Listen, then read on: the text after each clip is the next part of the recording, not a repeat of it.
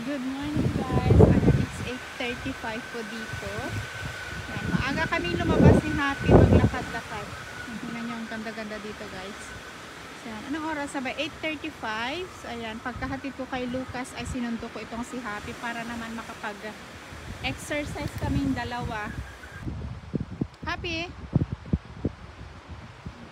So yan guys, ano na naman tayo, jacket kasi may konting kirot ng lamig. Yan, nasa 15 degrees today, pero mahangin siya guys. Ayan. So naisipan ko nga na maglakad-lakad kami saglit bago ako mag-ano sa bahay, ligpit-ligpit at pumasok para naman makapag-relax saglit dito at makalanghap ng fresh air. O diba, ang ganda-ganda dito. So, nakaka-relax talaga siya. Come happy. So alam nyo ba guys, kahapon may i-share ako sa inyo, may nangyaring hindi ko inaasahan pagka ano ba ito, papasok na sana ako sa trabaho kahapon, ay nag-drive na din pala, i-share ko siya guys dito, i-insert ko siya, so sandali lang ha. Hi guys, nanginginig yung kamay ko. Nagda-drive na ako papasok sa trabaho. Di pa ako nakakalayo. Lumiko lang ako dito guys. Ayan, naano ko yung ilog ko. Naramdaman ko na tumulo siya. So yun, na-nosebleed ako. Literal na nosebleed guys. Ngayon lang ulit ito. Matagal-tagal ko nang hindi na ano ito. Ay grabe. Di ko alam kung bakit.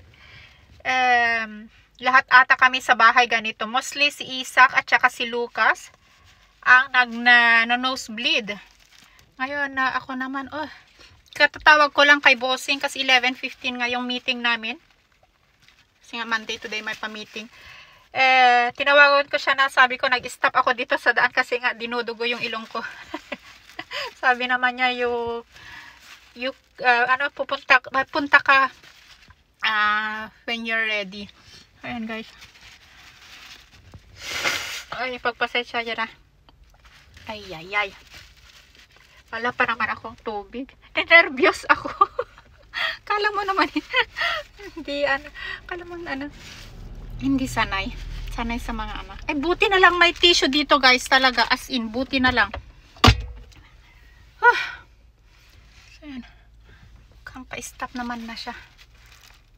Grabe. Hindi pa talaga ako nakakalayo. Lumiko lang ako. Diyan nga ako sa taas galing.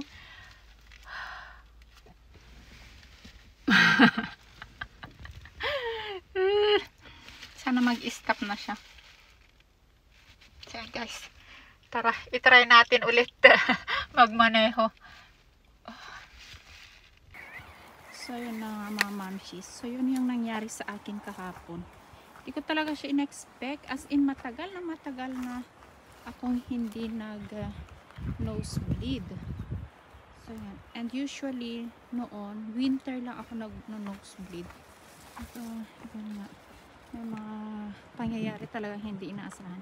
Happy, wrong way ka. So pababa na kami guys. Uwi na kami kasi papaliguan ko itong si Happy kasi nga aray ko, ang bilis niya maglakad. Ano naman, ang dungis na niya. Right, Happy? Madungis na ikaw. Super green siya dito guys. So I'll see you home.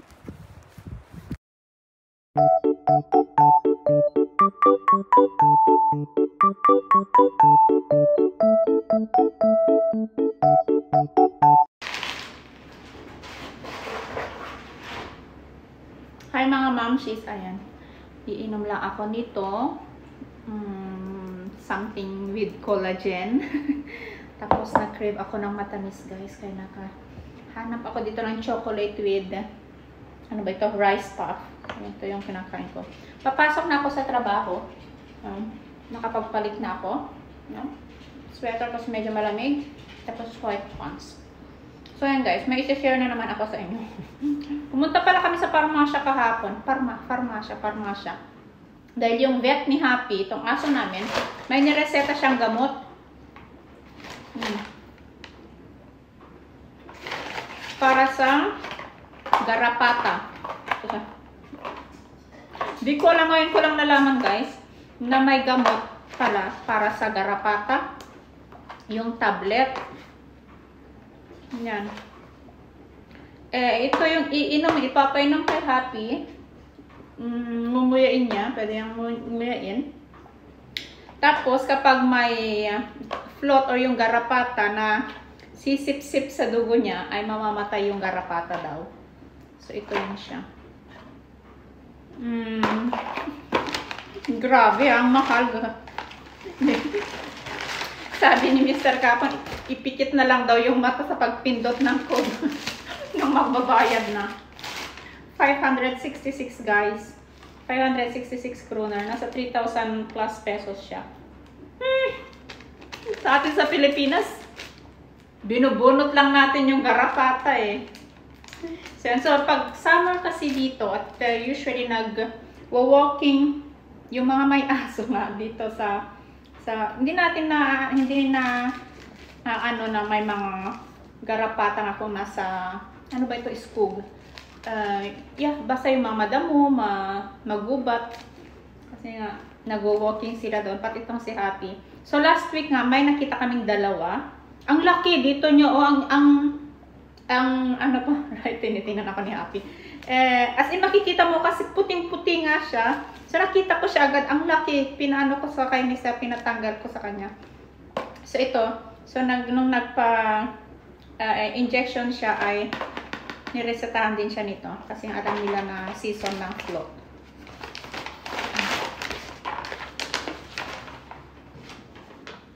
Sana ba ito? 1 tablet a day. So yan guys. Ngayon ko lang talaga nalaman. First time kong nalaman na may ngayon lang naman kami may aso. Sa Pilipinas hindi naman. Ewan ko ngayon na. Pero saan sa Pilipinas walang ganito sa mga aso namin. Binubunot talaga namin yung ano ba yung Ilocano? Ampas. Ampas ang tawag namin. So thank you guys for watching maraming salamat sa inyong panonood, sa inyong walang sawang pag-support at sana hindi kayo magsasawa. Thank you guys and have a nice day and I'll see you in our next vlog. Bye!